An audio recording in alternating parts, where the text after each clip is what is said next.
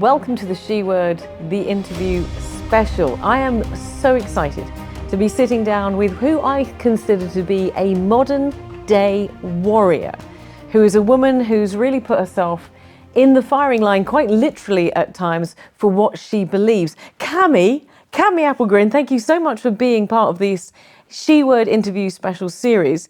And it's so good to be with you again. I've interviewed you before. Yes. We do tend to get ourselves into trouble when we interview, We do. do we?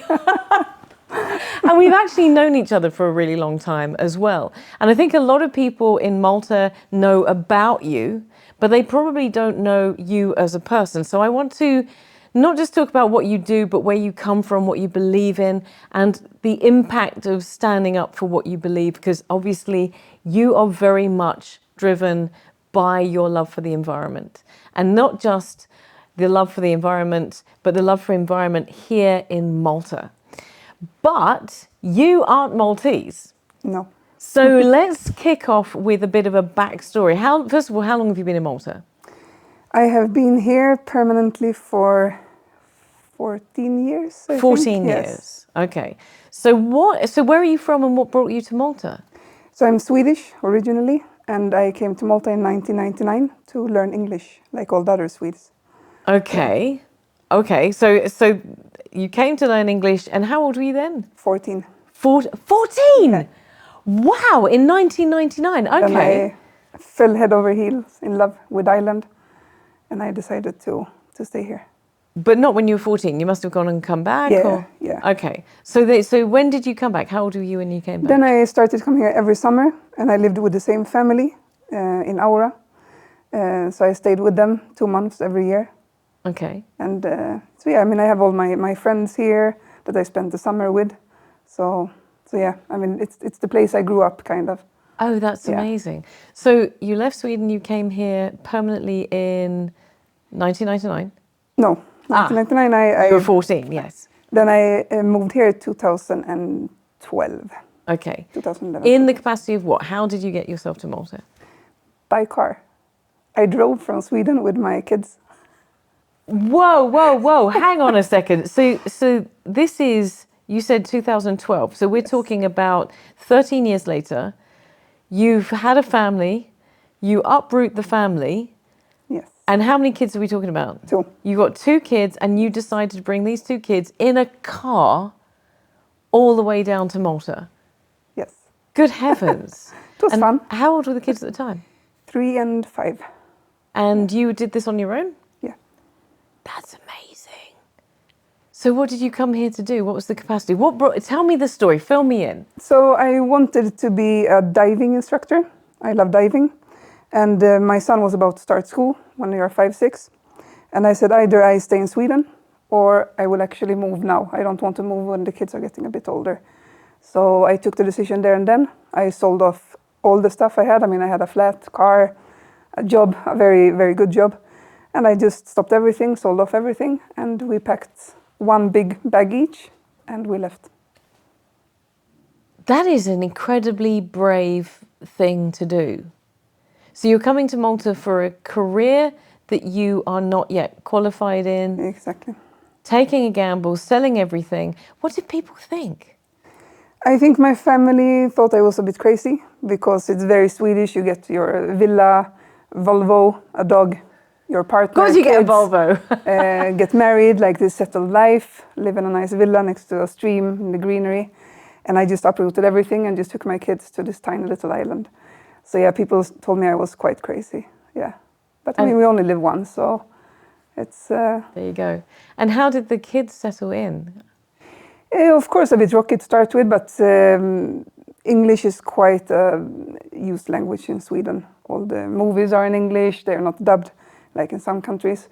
So they settled quite fast with the English language and then slowly with the Maltese as well. So I'm assuming you became a diving instructor. So how long did that last? How long did you work as an instructor? So I worked for about half year as a diving instructor. Okay. Before I entered a career in iGaming. Because that was the time when the iGaming industry kicked off a bit in Malta. Yeah. So then how long were you in iGaming? I was in iGaming from 2014 until couple of years ago, so quite some years. Okay, so 2014, so a couple of years ago, you're in iGaming, but of course everybody knows you. I know you through the environment. So how did you transition from being in iGaming to being in the environment, working in the environment, getting involved within the environment? So the kids actually had a task at school to collect bottles and bring them to school. And we did not use plastic bottles because we had the RO filter where we lived when we first came to Malta. So we got this splendid idea to go to the seaside. We collect the plastic bottles and the kids will bring them to school. And that is when we realized how much trash there really is, because until then I had been here mostly as a tourist. And even when you go diving, and it's quite a touristic thing to do. Like, you don't really see what's going on elsewhere. And that is where this spark maybe appeared, that we can do more. Like, we can maybe arrange some cleanups and stuff like that. So shortly after that time, I planned the first cleanup as a diver, actually, in Aura. And I think this is where people start to become aware of you, because you then went on to organise more cleanups. Yes, and especially for families, since I had a family on my own. So I invited other parents to bring their kids to do these kind of safe cleanups. The first one, I think it was in Mosta, and we invited the mayor, we invited people from the town, and it ended up in the news. And from there on, I started the Malta Cleanup Facebook page. And this, I mean, this is still there today. Yeah. Okay, so let's talk. We're going to talk about the environment a little bit later on. But you've become aware through your children's school project. You've become aware of the plastic that's around us, the impact that we're having on the environment. But where would you say the passion comes from? Because it's all well and good saying, okay, I'm going to pick some trash up, and I'm going to, or my kids are going to take some trash to school, to then dedicating yourself and an awful lot of your time to the environment, and then going on to be the Cami Appelgren that we know now, who is literally fighting for the environment. So where does that passion come from? Where is that I stand for the environment? I think it mainly comes from my upbringing. Being Swedish, I know that nature means everything. It's all around us. In Sweden, we open the door to our house and we just have forest around us. It's also very clean. We for sure have our spots that are not clean, but overall it's a very clean country. And I think that the more aware I became that there is an issue here with litter, I wanted to show the people here how it can be, that it's very nice when it's clean, and we can all just make an effort and make it the clean place that it deserves to be. And Malta is amazing in all other ways, so I really wanted to add this part that it should be clean as well. You obviously have a genuine love for Malta, because you just said there, you said that you fell in love with Malta when you were a kid, you wanted to be here, you got in the car, you drove down, you brought your kids here, but also you said Malta is amazing in all sorts of ways. So just hanging on that for a second, what ways? What is special about Malta? What is that really fires you up? What is that you wake up in the morning and say, I love living here? The nature, which actually some people will say, what do you mean, what nature? There is an amazing nature in Malta that many people haven't discovered, especially the ones that live in the cities that might not go into nature. Nature here is not what nature is abroad. We cannot compare them. We will not have massive forests in Malta for natural reasons, but there are massive garrigue areas. Garrigue, in case anybody doesn't know, is? It's a very flat kind of habitat with shrubs and small plants, but it's very, very biodiverse. Then we have the cliffs and the colors. I mean, you have the cliffs, you have the sea, the sky, the sun. It's very colorful, the environment here. So I think that is what I mostly fell in love with. And also the hospitality of the Maltese people, because I have to say that overall they are very nice people to deal with. But you've been here so long, do you not, like me, I think I kind of identify more with being in Malta and being sort of pseudo-Maltese than I do as I am English. But I kind of feel almost, having been here so long, but also my heart warms so much, as you've just said, by the Maltese people, I almost feel as much Maltese, and I'm not, but as much Maltese, and as much that this is my home, or even more so than the UK. And you must feel the same. You've kind of indicated you feel the same. For sure. I mean, when I go to my parents' house, I say I'm going to Sweden, I don't say I'm going home. Exactly. And a lot of other expats are still in that phase where they say I'm going home for Christmas, whilst I'm going home when I'm returning to Malta from Sweden. So yeah, exactly. I don't know about you. The other thing I do is I always land in the UK and start speaking to everybody in Maltese. I have no idea why I do that. Do you ever do that? You start speaking? Yeah, the small words. Yeah, for yeah. sure. Yeah. And they will look at you going, crazy lunatic. I don't know why you're doing that. So coming back to this passion for the environment, you grew up in that environment in Sweden. You had the environment all around you. You've come here. You love the environment. Your passion for the environment. So you've taken that to the extreme. So we'll touch on that for a second because, you know, Cami, I opened up by saying that you're one person who is so passionate about the environment that you really do and have literally put yourself in the firing line. So for whether it be, you know, comment or criticism or so on, and you really haven't shied away from that. You've embraced it and you've been very passionate about it. We've spoken on numerous occasions where you have been personally attacked verbally, but also borderline physically. And I know at some point a while back you took some time out and you were out of the country and you came back. Where does that come from? How do you cope with that kind of response for what you're doing, which is essentially for the good of the country? Yes, I mean, like you said, I'm not doing this for me. Like the environment is there for everyone. But when it comes to the criticism or like the bad things happening, I really try to see it in a way, like the coping mechanism is that we need these people on board because usually these are the people who will cause an issue to the environment. And the only way to safeguard the environment is to get these people on board. I can preach to you what you should do for the environment, but you're already open for it. So it's not really, it's helping, of course, that I promote it with like-minded people. But the biggest thing that will help the environment is to get others on board.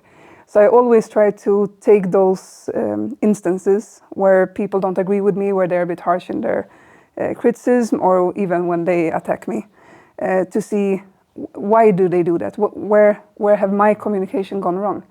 I'm not blaming myself, but I'm realizing that my communication is not going through.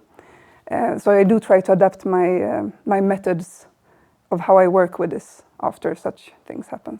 Because you stepped up, you moved on from just cleanups. Yes. And we're going to, like I say, we're going to talk about the environment in more detail because I am fascinated to look at how we can all play our part. But you moved on from just cleanups. Can I ask you a question about cleanups? Cleanups are great, but is it not a case of putting a patch over a wound? The wound is that people are creating environment challenges for the environment by just littering. Mm-hmm. So the cleanups are brilliant. They're great. They're necessary. But sure. How on earth do you communicate? You talked about getting the right people on board. Who are those people, and how do you get them on board to first of all, let's talk about cleanups, but also some of the other environmental challenges first. But first of all, let's talk about cleanups. How do you get those? How do you get everybody on board to care more about the environment, and particularly when it comes to littering?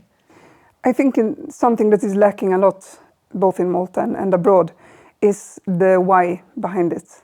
We think a lot about the what. We need to do a cleanup, we will pick this up, we will put it in a bag, and off it goes. And we never see like, why did it not appear? Why do we have to do this? Why are people littering? And I think that is where I personally decided to move on from Malta cleanup into more enforcement. Because I realized that the only way to deal with the people littering is to be within the enforcement area. Because then I will actually meet them, I will speak to them, and we do that on a daily basis when we see people doing these things. We will still proceed with court cases and reports, but we also have this golden opportunity to speak to the offenders and say, like, why are you throwing this here? Like, what's going on in your mind? And sometimes, I'm not saying that it makes sense, but at least we get to know why they do it, and we can work with that. So what is the why? Why do people do that? The excuses can be anything, really. I mean, it can be that they did just put it there and they're going to take it later. Especially on the beach, people will throw stuff around them and they will say, oh, but in the end of the day, we will clean it all up. But then when we explain to them that while you're here for 8 hours, 9 hours, the amount of wildlife that might go into these cans, lizards, ants, flies, bees, anything really, it will have a negative impact on the environment.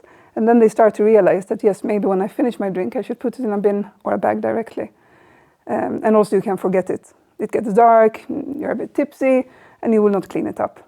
So yeah, we get to know all of these. But then there are, of course, people who say, I don't care, just threw it there because I don't want to carry it. There are these as well. We're sort of switching around because we started talking about the environment, and I want to go into that in great detail, but you mentioned there about being on the beach because, as you've just said, your path took you from cleanups and now, of course, into being a ranger. What is the advantage of being a ranger? What is that role? What is that passion? What is that you're doing now? I think now it's more about, one, like I mentioned before, handling the people that are committing the offenses. But also to work more with promotion, and not only promotion on Facebook or articles or posts, but to actually be there on the ground, see the people, speak to them, speak to the kids that we meet in nature or on the beach or wherever, and give them this hands-on experience with why they should care about nature, and make them look up to people who actually do their part, and even to explain to the parents what they can do. And we always get a lot of questions from a lot of people. So the interest is really there, and it really motivates to keep on going as well. Because when I only did cleanups, or not only, I did quite some cleanups. But when It was not only cleanups, but yeah. When we did the cleanups, it was a lot of negativity because you only see the bad side, you only see the litter, you only see the destruction of nature. But when I went into the rangering role, yes, there's some really bad stuff, but there's also the really good stuff, with kids running up to us and hugging us and say that they learned in school about this, and they can't stop talking about the environment. And you see parents caring for the environment and telling their kids don't go up on the sand dunes because they're protected. So you see that other side of it, and that is really motivating. Well, coming back to that question of your role and putting yourself in the firing line, coming back to this, because when I asked you that before, you said, but it's making change to the people that matter. Again, as you said, I Trudy Kerr, love the environment, and I will continue every time I go running to pick up rubbish that's on the floor, to try and to do my part, no matter what country I'm in, to make sure that I do my part. So you're talking to me, I'm already converted. I would never even think of dropping something on the floor or whatever. But both on a local scale, as in where you are a ranger, but on a larger scale, there must be resistance that you come to. So again, coming back to that, whether it's somebody in your face who's been drinking and is like, why are you telling me to pick up this shit, blah, blah, blah. Or whether it be someone who is going online and attacking you. Coming back to that original question, how do you cope with that? How do you deal with that? Well, it becomes natural to take certain precautions, unfortunately. Now I don't think about it. In the start, I thought about it a bit more. And it can be small things like you analyze the situation before you go into it so you don't get into trouble. I've become a bit more better at that. Oh, really? Yeah. So Cami's become a little bit more chill? Yes, and that boils down to a lot of really good people that I'm surrounded by. I have a really good team of people that make sure to educate me on these matters that I might not thought about before. To take precautions, to analyze situations. Do I need police backup? Do I not? Should I go in alone? Should I wait for my colleague? All of these small stuff you have to evaluate in the role that I have now. But also, I mean, I hate to say it, but you become a bit numb after a while. Oh, wow. So online, for example, it's you read a comment and it goes in here and out here. It has to be that way, because if I would take all of these small bad words to my heart, I would be... But have you always been like that? Have you always been very No, flippant? I have learned to be like that. Oh, really? But one thing that I hold on to is always to take it as a bit of constructive feedback as well. If someone says a bad word and I don't agree with you, I always try to have a conversation with them and say, why don't you agree? Like, what is there that you don't agree with? Can we discuss it? And I had quite some conversations with people where they actually, after a while, said like, you're actually a nice person. Like, I can't be angry at you because you're not angry back. I'm like, no, there's no need to be angry. I mean, we're just discussing. We are two adults. We can discuss a topic even if you're on that side and I'm on this side. I try to learn from all different people. And I deal with a lot of different environmental illegalities. And I always try to speak to all the people that might be involved, or at least that know of people, to get their ideas of why are they doing it, what can we do to maybe make the situation better for all of us. So it's about being open-minded even towards the ones who are quite against what you're doing. But when I think of you, Cami, I think of a woman who really has spoken out and who has never compromised on your passion for the environment, your commitment to the environment, and that you will call people out. Yes. You don't mince your words. It's as if you have a lifelong commitment to not compromise because something very important is at stake, which of course we know it is. Yes. What's the worst that's ever happened to you? What can you give me an example? I mean, you went through a whole ton of different scenarios and situations. Is it, the stuff online? Is it being called names? Have you had personal attacks? What's been the worst, if you could pinpoint the worst thing that's ever happened to you? I think the more physical attacks where I see a person that is aggressive towards me, of course it's scary. It's something that is very real. Suddenly it's in front of you. When my family is involved, it gets a bit worse as well. But I have to say that the online, a bit more low-key aggressiveness sometimes can be a bit more scary because you don't know how big it is, how many people think that this, like this person thinks. Who are they? You have no clue who these people are. At least if they're in front of me, I will know who this person is. I can give a description of him. Online, everyone is hiding behind a screen, and you would never really know where that person is in real life. They, on the other hand, would know exactly where I am, because I am a very public person, and they would know where I work. They would know how I look when I'm at work. So that might scare me a bit more sometimes. But I've learned to not overlook it, to be aware of it, that it's there. And that's what I mentioned before with precautions, not always looking above my shoulder, but just keeping an eye on my surroundings and being aware that there are people who don't like what I'm doing. Can you give me an example of something? Just, it doesn't have to be the worst thing that's ever happened to you, but just an example so that we can understand what your commitment requires of you as a sacrifice. I do have some cases. One case, for example, where an individual were told to not drive into a restricted area in a national park, and he was seemingly on some kind of substance, and he totally flipped and really had a go at both me and my colleague. So that is in court with some threats and... Had a go at? Yeah, literally like coming against us and a bit... Like we had to literally leave the site and call for police to avoid physical harm. Okay. Yeah. Wow. But then there I was on duty, so I feel as long as when I'm on duty, I won't say I'm ready for this. You will never be ready. You will always look back and say, oh, I should have done this or that. But at least your mind is that this can happen when you start walking around and enforcing. But I think the worst is when I'm off duty and something like that happens. It happened a couple of months ago when I was out driving with my son on our way home. And someone jumps out towards my car and tells me to stop. And me being a first aider at heart, because I'm also involved in a lot of this with first aid, my first instinct, which I now kind of regret, but I am who I am, I opened the door slightly and said, what happened? And that's when I realized that this person didn't need help. He was actually there to stop me.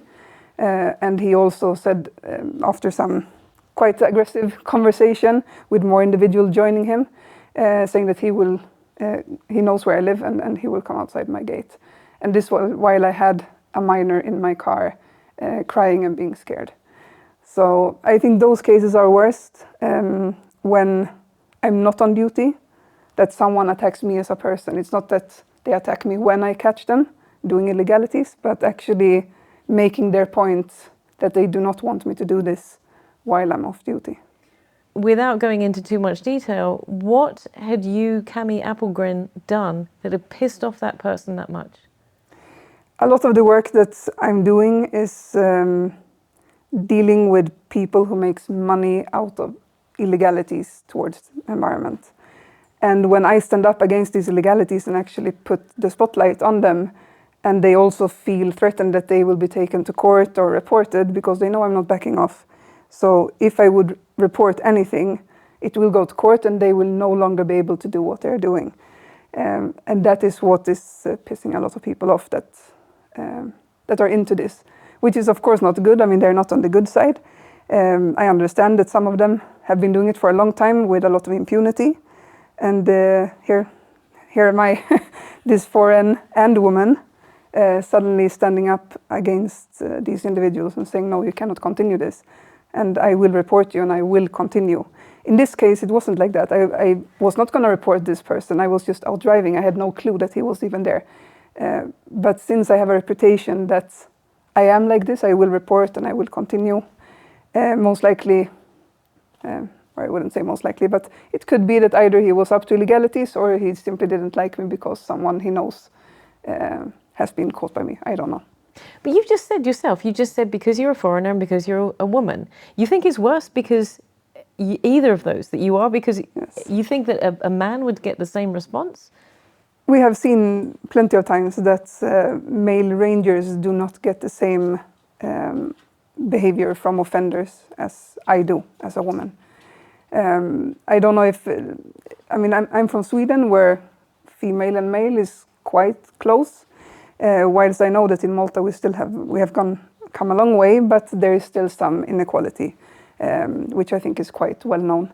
And I think that might play a role, that being told off by a woman is something a bit more, there will be a bit more tension. And also the fact that I have the reputation with not backing off. So they know that it will be me taking them to court, together with the police, of course. And yeah, that doesn't go down well with them, usually. And also that I'm a foreigner, so sometimes they will say it's because of you that I got into this issue. Although I do point out to them that it is the Maltese law, it's just that I am working now to actually do this job.